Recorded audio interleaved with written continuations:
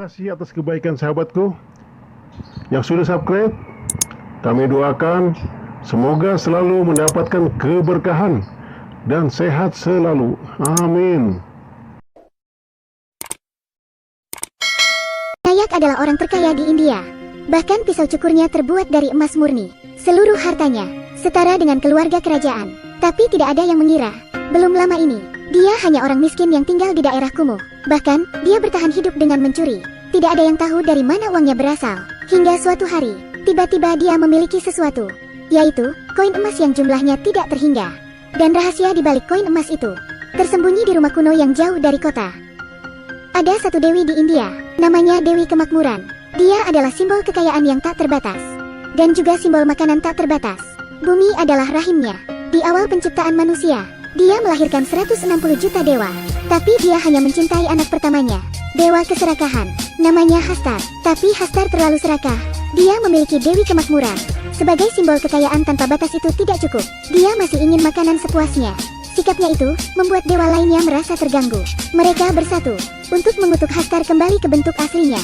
Sang dewi yang mengetahui ini menyelamatkan Hastar, tapi dengan satu syarat, yaitu Hastar tidak akan pernah bisa untuk disembah oleh orang-orang.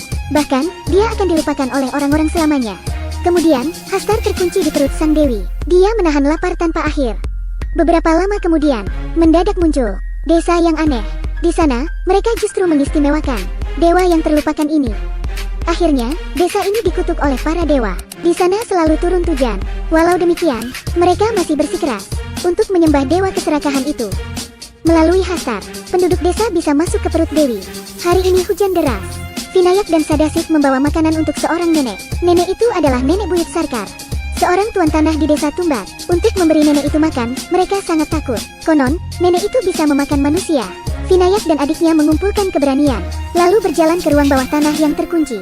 Tiba-tiba, ibunya datang. Dia sangat marah lalu memukul mereka. Lalu ibu masuk dan membawa makanan untuk nenek itu. Ibu juga memotong kuku untuk nenek. Nenek itu bertelanjang kaki, dan kakinya pun dirantai. Pada malam hari, nenek itu terbangun. Dia terus membuat suara tangisan. Tangisan yang sangat menakutkan. Sambil memegang kapak, ibu mendekati nenek, lalu mengatakan sesuatu kepada nenek melalui celah pintu. Soja, karena Hastar aja. Tiba-tiba, nenek langsung tertidur. Tidak ada suara. Keesokan harinya, Sarkar meninggal tiba-tiba tanpa peringatan. Kejadian ini membuat ibu Vinayak merasa putus asa untuk tetap tinggal di Tumbat. Sudah tidak mungkin lagi. Jadi, ibu memutuskan untuk meninggalkan Tumbat. Saat mau pergi, Sadasif terpeleset dari atas pohon. Dia jatuh dan tidak sadarkan diri. Sambil memeluk putranya, ibu langsung membawa Sadasif pergi ke kota untuk berobat. Vinayak mendapat tugas dari ibunya untuk mengantarkan makanan kepada nenek itu. Sebelum ibunya pergi, ibu mengingatkan Vinayak untuk memberi nenek itu makan. Vinayak mulai bingung. Dia takut karena nenek itu konon bisa memakan manusia. Vinayak bertanya lagi tentang nenek itu. Apa yang harus dilakukan jika nenek itu bangun? Ibu hanya menjawab singkat. Teriakan, Hastar akan datang jadi pergilah tidur. Maka nenek itu akan tertidur. Bagi Vinayak, ini adalah tugas yang berbahaya, tapi tidak mungkin ditolak. Vinayak hanya bisa pasrah. Karena terlalu takut, dia tidak sengaja menumpahkan tepung. Vinayak buru-buru membersihkan dirinya, tapi dia terlalu banyak membuat gerakan, sehingga membangunkan nenek itu. Hal ini membuat Vinayak ketakutan. Dia menuju ke tempat nenek itu, lalu membungkuk untuk mencari tahu.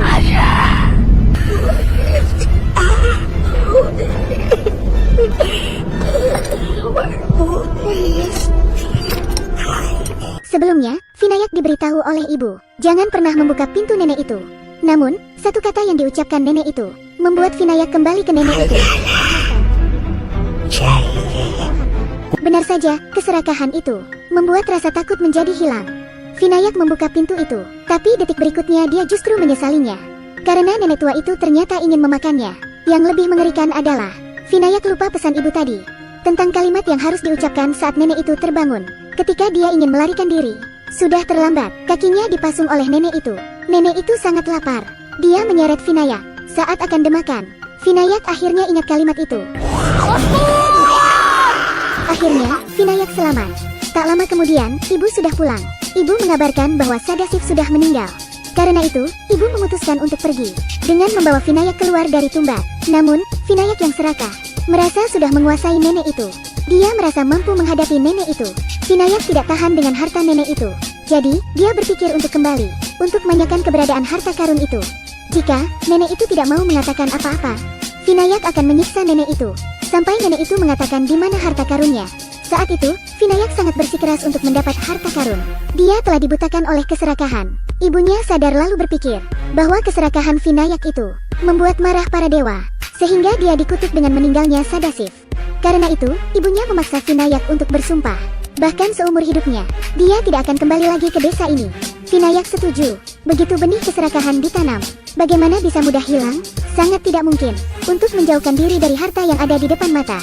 15 tahun kemudian, Vinayak melanggar sumpahnya. Dia kembali ke desa ini. Vinayak menendang pintu kayu hingga terbuka. Dia kembali ke rumahnya yang dulu. Di sana dia masuk ke tempat nenek itu. Vinayak menemukan tubuh nenek itu sudah tinggal tulang. Namun, jantungnya masih berfungsi.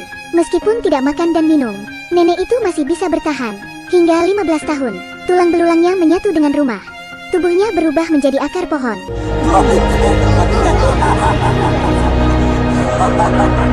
Nenek itu sudah menebaknya sejak lama, bahwa Vinayak akan melakukannya untuk harta. Kembalilah padanya, karena kata keserakahan sudah menjadi tradisi turun-temurun pada keluarga Vinayak, dan tujuan Vinayak datang ke sini memang untuk menemukan harta karun. Setelah Vinayak beranjak dewasa, dia hidup dalam kemiskinan. Akhirnya, dia terpaksa melanggar sumpah. Dia kembali untuk mendulang emas. Nenek itu tahu apa yang ada di pikiran kecilnya. Jadi, nenek itu memberitahu rahasia harta karun itu. Tapi ada satu syarat, yaitu Vinayak harus membakar nenek itu sampai mati. Dia telah hidup selama ratusan tahun, dengan rasa lapar yang tak ada habisnya. Itu sangat menyiksa. Dia tidak ingin hidup lama. Nenek itu memberi informasi kepada Vinayak tentang keberadaan harta karun itu. Menurutnya, harta karun itu ada di sebuah sumur. Setelah itu, Vinayak menepati janjinya. Dia membakar sampai mati nenek itu, memberikan nenek itu kebebasan. Setelah beberapa saat, Vinayak dapat menemukan beberapa koin emas, lalu berubah menjadi penguasa lokal yang lalim. Setelah kaya raya, Vinayak memanjakan dirinya sepanjang hari, membiarkan dirinya mabuk emas. Rakhav, seorang saudagar di tempat Vinayak tinggal, sangat cemburu melihat Vinayak. Bahkan belum lama ini, Rakhav justru berutang pada Vinayak. Dia bahkan tidak bisa makan. Karena itu, Rakhav berubah menjadi anjing penjilat. Dia perlu mendekati Vinayak. Kecemburuan dan keserakahan, seperti Rayap, yang terus menggerogotinya. Jadi untuk mengetahui rahasia kekayaan Vinayak, dia membuat jebakan melalui seorang janda. Rakhav menjual janda itu kepada Vinayak, agar Vinayak tidak mengunjungi Tumbat dalam 2 hari. Sehingga Rakhav dapat mengunjungi Tumbat. Rakhav tidak tahu bahwa Vinayak sudah tahu rencananya. Vinayak tidak bodoh. Dia melihat Rakhav masuk Tumbat sejak lama. Vinayak berencana masuk ke sumur tempat harta karun itu, lalu menghitung koin emas itu agar dilihat Rakhav. Tidak lama kemudian, Vinayak merangkak keluar sumur, sengaja menaruh emas di bajunya, lalu mengeluarkannya agar Rakhav dapat melihat. Sepertinya Rakhav terpancing rencana Vinayak. Benar saja, setelah Vinayak meninggalkan sumur, Rakhav tidak perlu menunggu lama, langsung menuju ke arah sumur itu. Dia melihat sumur itu seperti tidak ada dasar sumurnya. Dia sedikit takut, tapi keinginannya untuk mendapatkan emas bisa membuatnya mengalahkan rasa takut. Dia turun menggunakan tali. Semakin masuk ke dalam sumur ini, justru semakin aneh. Dinding sumur ini memancarkan cahaya merah. Tiba-tiba sumur itu menyempit. Rakhav benar-benar tidak bisa melangkah lebih jauh. Hal itu membuat Rakhav panik dan terjatuh. Dia membawa lentera dan melihat sekelilingnya. Dia merasa ngeri melihat dinding di sekitarnya. Dindingnya seperti berada di dalam perut. Ada bagian yang terus menggeliat. Bahkan, ada juga yang mengeluarkan lendir. Setelah melihat-lihat, Rakhav tidak menemukan apa-apa. Jejak koin emas pun tidak ada. Saat dia mundur, dia menemukan sebuah kotak besi. Apakah emas tersembunyi di dalam? Setelah dia menyentuhnya, dia langsung membuka kotak itu dan melihat isinya. Apakah ini boneka? Ternyata semua ini adalah jebakan yang dipasang oleh Vinayak. Itu adalah boneka yang terbuat dari tepung. Saat Rakhav memegang boneka itu, akan memancing Dewa Serakah, Hastar untuk keluar. Karena kelaparan abadi memaksa Hastar untuk memakan makhluk apa saja. Vinayak menjadi kaya raya dengan mencuri. Dia mencuri koin emas dari Hastar. Tapi untuk keamanan dirinya, setiap kali Vinayak turun, dia akan menggunakan tepung mentah, lalu menggambar lingkaran perlindungan di tanah. Karena musuh dari Dewa Serakah adalah tepung mentah. Jika tepung yang sudah dimasak, lalu dibentuk wajah, itu dapat menarik perhatian Hastar. Saat Hastar memakan tepung itu, kain pinggangnya akan terbuka, dan koin emas yang tak terhitung jumlahnya akan tumpah. Vinayak bergerak cepat saat koin itu tumpah. Jika tidak, Hastar akan menggigitnya. Dia berusaha untuk segera naik. Jika digigit secara tidak sengaja, dia akan menjadi setengah Hastar. Di masa-masa itu, Hastar menahan lapar dan memberikan rasa sakit pada tubuhnya. Nenek Vinayak adalah alasan mengapa dapat hidup lama, karena dia digigit Hastar dan hidup bersandar dari Hastar. Demi kekayaan, Vinayak, dia menjalani hidup mewah. Motor yang dia punya berubah menjadi mobil. Putra Vinayak, Pandurang, selalu berlatih seperti yang dikatakan ayahnya. Dia berlatih memanjat tali dan mengambil koin emas. Jelas Vinayak ingin menggunakan Pandurang untuk meneruskan kegiatannya, tapi dia tidak menyangka bahwa Pandurang lebih serakah darinya. Ini pertama kali bagi Pandurang untuk mengikuti ayahnya berburu harta karun. Tidak disangka, Pandurang membawa tepung boneka diam-diam, dan itu memancing Hastar dan hampir membunuh mereka. Ayah bergegas menyelamatkan diri tepat waktu. Tetapi demi koin emas itu, mereka kembali lagi. Pandurang menarik ikat pinggang Hastar, dan koin emas yang tak terhitung jumlahnya tersebar tumpah. Dia mengambil koin emas itu. Lalu dia segera mengikuti ayahnya untuk keluar dari sumur. Pandurang berpikir dengan dia mendapatkan koin emas, dia akan dihargai oleh ayahnya. Ternyata tidak, Pandurang justru dipukul oleh ayahnya. Ayah sangat marah, karena Vinayak hanya berencana latihan. Bahkan, dia tidak berniat untuk memancing Hastar dengan boneka tepung. Namun, Pandurang terlalu serakah. Dia tidak mendengarkan ayahnya. Dia diam-diam membawa adonan yang hampir menyebabkan tragedi, membuat Hastar keluar, dan hampir membuat kekacauan besar. Namun, keserakahan Pandurang semakin mendarah daging. Dia tidak hanya serakah akan uang tetapi juga dengan seks. Dia benar-benar melihat sikap ayahnya. Dia menyukai wanita simpanan ayahnya. जब मैं बड़ा हो जाऊंगा तुझसे ब्याह करूंगा. Kata-kata itu berhasil membuat wanita itu terdiam. Tapi dia juga membuat Vinayak marah. Dia menyeret putranya.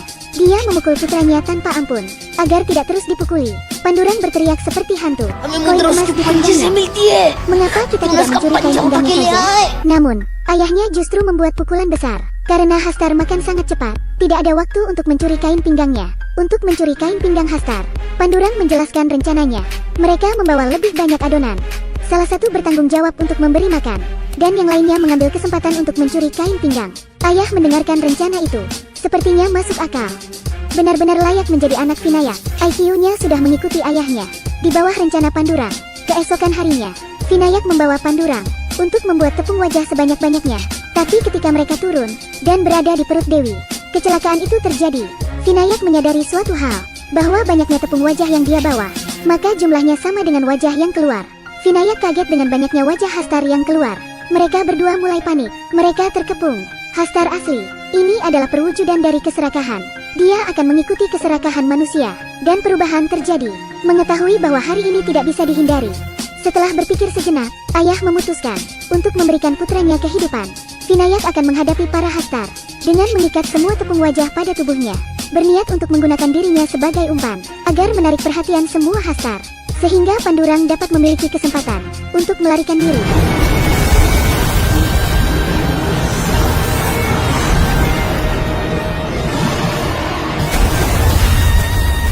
Sehingga Pandurang dapat selamat. Namun, sekujur tubuh Vinayak digigit Hastar. Setiap manusia yang digigit Hastar, akhirnya akan menjadi setengah dari Hastar.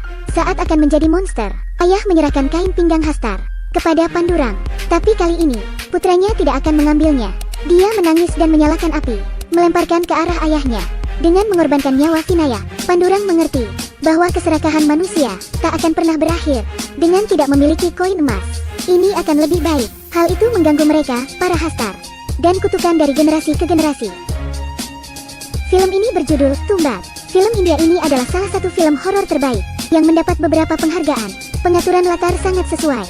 Efek suara juga tepat. Terlebih, plotnya mengandung makna yang dalam. Dengan tragedi 3 generasi ini, kita diberi makna melalui cerita tentang sifat manusia yang tamak. Faktanya, dalam pikiran semua orang, ada dewa serakah. Hanya diri mereka sendiri yang tahu bagaimana menghentikannya, agar tidak terjerumus lebih dalam.